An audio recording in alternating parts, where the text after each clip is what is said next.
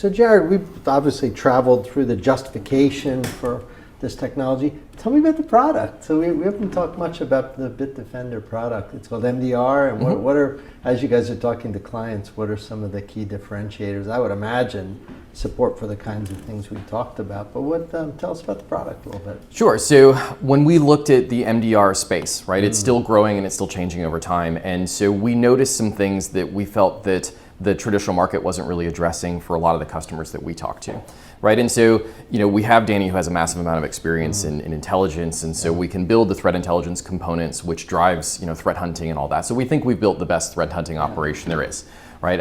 Everyone else will tell you the same thing, right?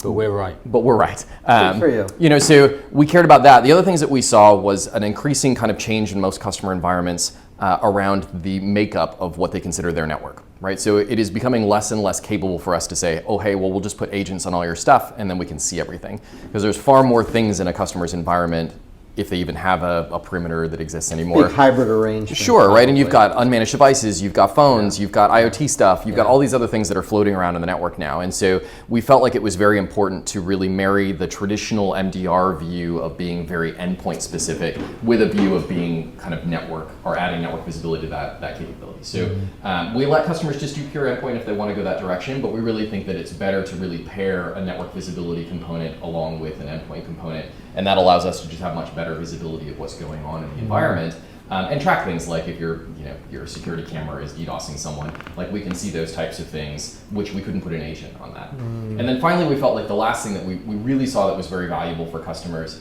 MDR is managed detection and response, and we really felt like the response side of things was getting a little short shrift, right? A lot of response for most kind of companies seems to be a notification process. Well, they'll tell you what they saw. The good ones will give you recommendations about what to go do. The really good ones will get on the phone with you and try to help you do it, but fundamentally you as the company are responsible for executing those actions.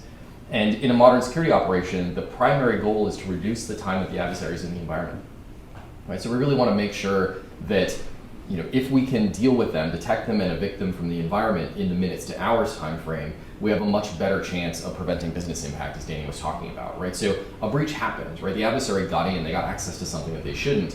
But if we can keep them from pivoting, keep them from getting to the database or whatever it happens to be, we can prevent that breach from turning into a business impacting event, right? And so we do that through a process that we call pre-approved actions. And so we sit down with customers during onboarding. So out of the context of an incident, where you don't want to do it when it's an emergency and it's 2 o'clock in the morning on a Tuesday, right? We do it up front and we say, if we see this type of activity in your environment, here's the action that we would take. Are you okay with us doing that without calling you? And that can be modern, or that can be very manual attacks, an adversary or an analyst kind of going like in. Almost like a whitelist. It allows an analyst to go in and make changes to the environment. And some of that can be automated in that we can reach out and touch customers' Active Directories and reach out and touch their firewalls or do things on the endpoints.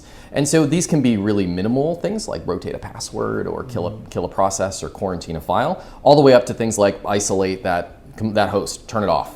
Right, block its network visibility or remove it from the network, and so that gives the analysts a lot of options of how they deal with an adversary in the environment. And so we think about it very much as a break glass type thing. It's a triage. We're going to stop the bleeding, right? Then there's an after action process where we go through and provide reporting that tells you what we saw and what we did and tries to help the customer understand what they need to do to make sure it doesn't happen again. Because all that's still very important. But in the moment, the goal is stop the adversary from doing what they're doing, kick them out of the environment, make sure that they don't damage the business, and then we can figure out the rest when it's not an emergency, right? So we felt that that was a very important component. We haven't seen a lot of folks really focusing on that side of response. And so we built some platforms, we built some expertise and some process to be able to kind of marry all those things together to deliver that. Now we know big companies love this stuff, but have you guys been able to peak down market a little bit? I would imagine mid-market maybe down a little bit. So we think the primary user of an MDR should really be the mid-market to small enterprise, right? The folks who have a real business, they have revenue at risk. They sub-Fortune 200 or 300? Sure, Something like that. And so those folks, like when they go back to their board and they say, hey, I need more money for security, right? You can go back and ask for 10%. You can't go and ask for 10x. True. And building a SOC is so expensive that they shouldn't spend that kind of money. So MDR makes sense for them. For the enterprise, most enterprise folks have made investments in security. They may have some kind of SOC. And we are seeing an increasing number of enterprises who have a security operations center, but they want to offload the block and tackle. So they want their folks focused on business impacting projects like the move to cloud or an IT transformation or something that requires a lot of more architectural security support, as opposed to, hey, let's deal with the most recent phish attack. And so we're seeing more and more of the enterprise wanting to maybe offload some of those functions to an MDR type view. But the primary view for us has always been that kind of mid-market to small enterprise, because those are the folks that they can't do this on their own and really shouldn't, even if they want to, just because it's just too much money that they should spend on something else.